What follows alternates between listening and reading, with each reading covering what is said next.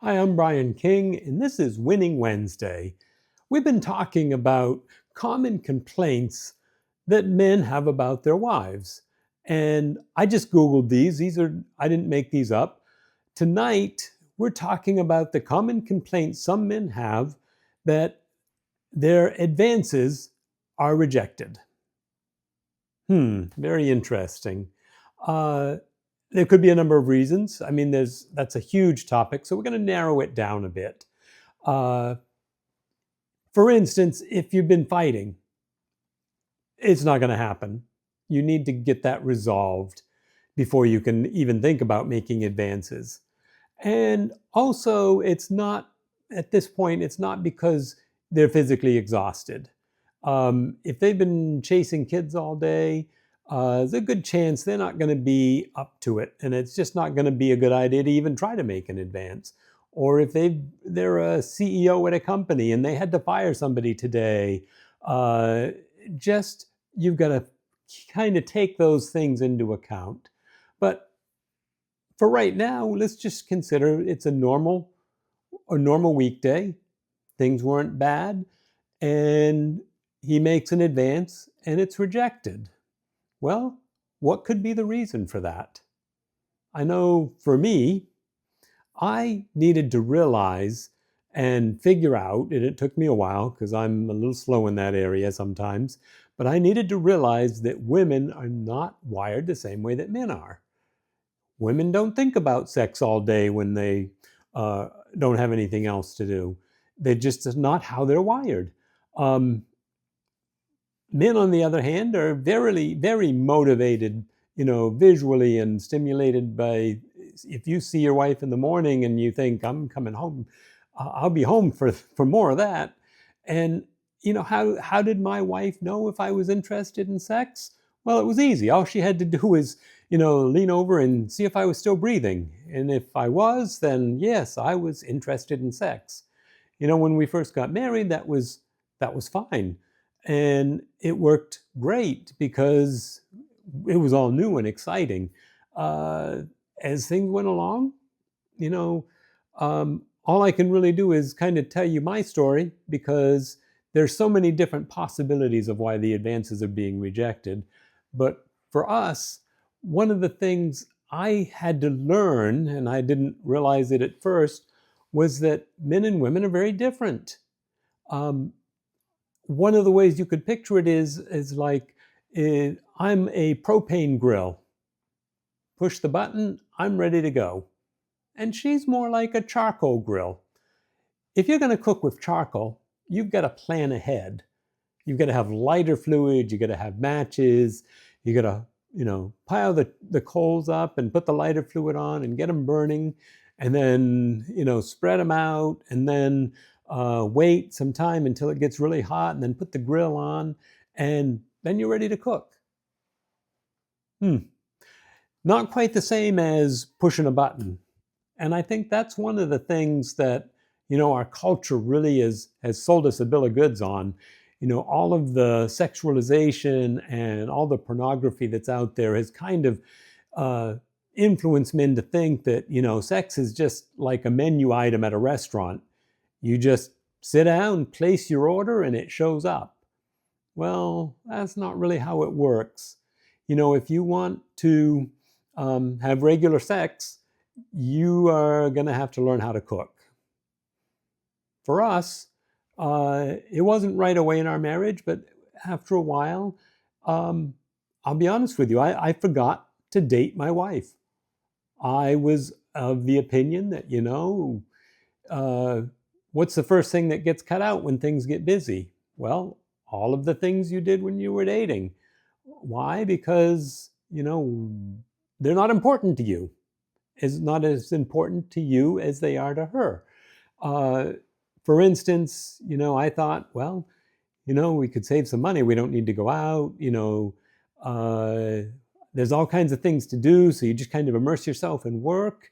And then you come home and it's like, hey, honey, you want to be close tonight? And it's like, I wasn't thinking of that. Well, I was, but she wasn't. So maybe I'll check again tomorrow night. And that's kind of the pattern we developed. Wasn't that I had planned to not do anything. It was just that I forgot. The first thing that got canceled was the dating side, and the putting the effort in to do the things that I had done when we were dating and when we were first married. Uh, it wasn't the plan. That's just kind of what happened. When you start filling in other things like work and kids and careers and just all the different changes that come as you have been married for a while, it's easy for the other stuff to get pushed out. And that's not a good thing. For us, that's what happened. And we had to sit down and figure out, you know, we had to talk. We had to figure it out because we had some horrible fights about it. And basically, I thought, well, I know I want sex more often. And I thought, well, I'll just check every night. So I made an advance pretty much every night in the hope that, maybe it'll work tonight. And from her point of view, she thought, is that all you think about? And she kind of thought like, there was something wrong with me. And I would get upset because I was thinking, well, she doesn't care that I have needs. And it's kind of an ugly cycle. And it gets very emotional and it gets very painful because you feel like you're being rejected and she feels like she's being unloved and you just want to use her. And we solved it by, after quite a bit of time, we figured out that we needed to schedule it and make it um, a regular thing, and that kind of helped. But the main problem we had uh, was that I forgot to keep dating her. So what does that look like? Well, we said that she's a charcoal grill, so you need some lighter fluid.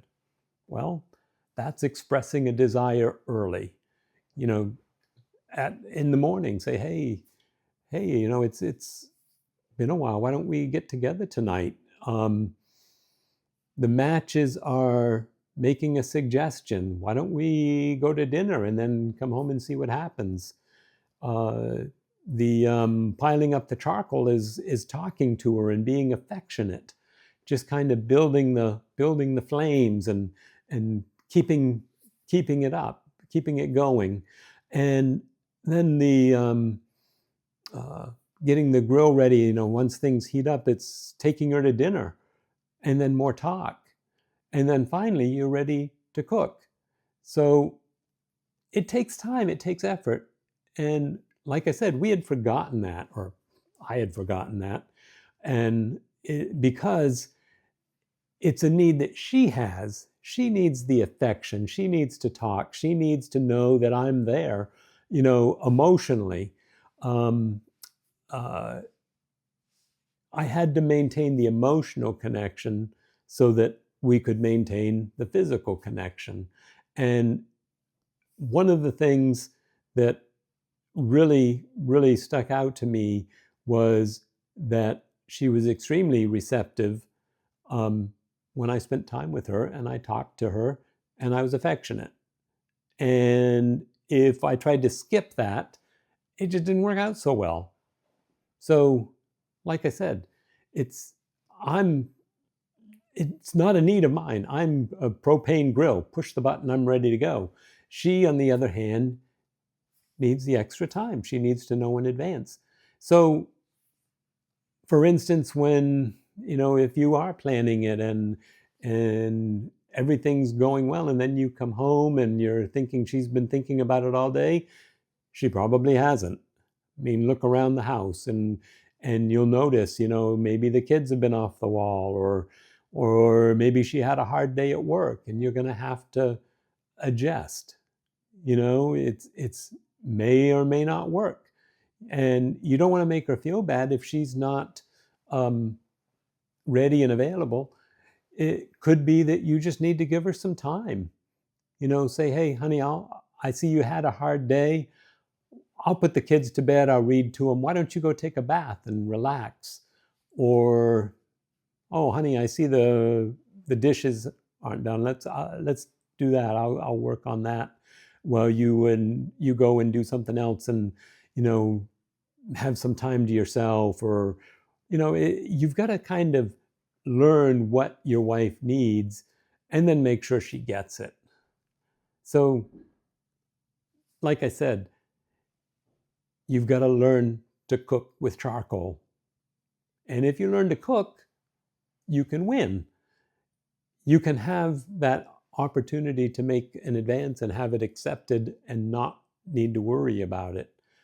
We're going to talk more about this later on. We're going to talk about, how do you schedule it and still keep things spontaneous?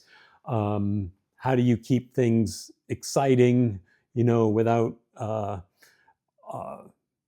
falling into some of the traps that are out there.